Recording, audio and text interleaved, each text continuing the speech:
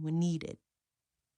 What we didn't really want to acknowledge was the fact that my father's condition was gradually growing worse, his body quietly turning on itself. Dad knew it, Mom knew it. My older brother Craig and I were just kids at the time, but kids are no dummies. And so even as our father still played catch with us in the backyard and showed up at our piano recitals and Little League games, we knew it too. We were starting to understand that Dad's illness left us more vulnerable as a family, less protected. In an emergency, it'd be harder for him to leap into action and save us from a fire or an intruder. We were learning that life was not in our control. Every so often, too, the cane would fail our father.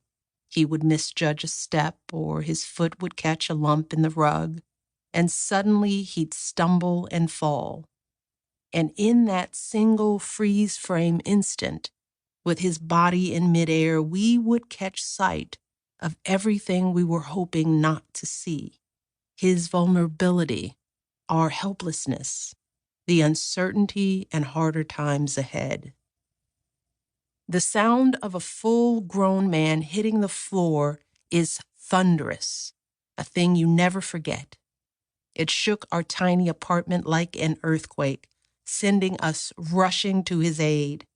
"Frazier, be careful," my mom would say, as if her words could undo what had happened. Craig and I would leverage our young bodies to help our dad back to his feet, scrambling to retrieve his cane and eyeglasses from wherever they'd flown, as if our speed in getting him upright might erase the image of his fall, as if any one of us could fix anything. These moments left me feeling worried and afraid, realizing what we stood to lose and how easily it could happen. Usually my father would just laugh the whole thing off, downplaying the fall, signaling that it was okay to smile or crack a joke. There seemed to be an unspoken pact between us. We needed to let these moments go.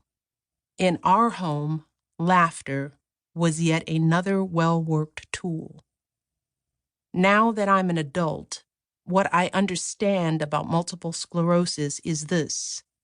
The disease impacts millions of people worldwide. MS trips up the immune system in such a way that it starts attacking from within, mistaking friend for foe, self for other.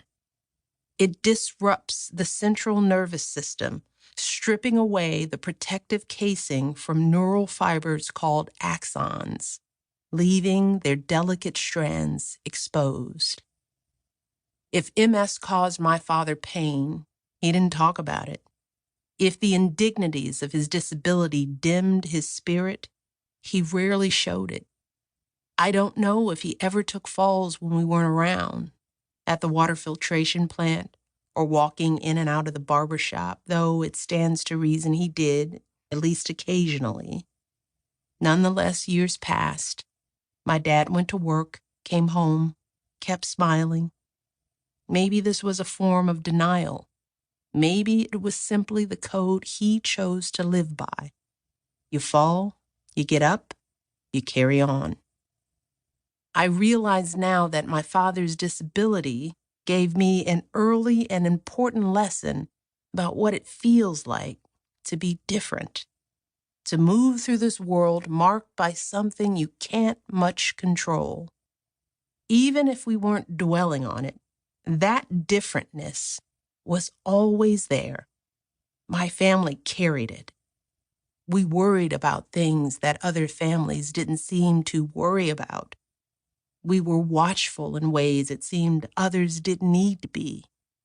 Going out, we quietly sized up the obstacles, calculating the energy it would take for my father to cross a parking lot or navigate his way through the bleachers at Craig's basketball games. We measured distance and elevation differently. We viewed sets of stairs, icy sidewalks, and high curbs differently. We assessed parks and museums.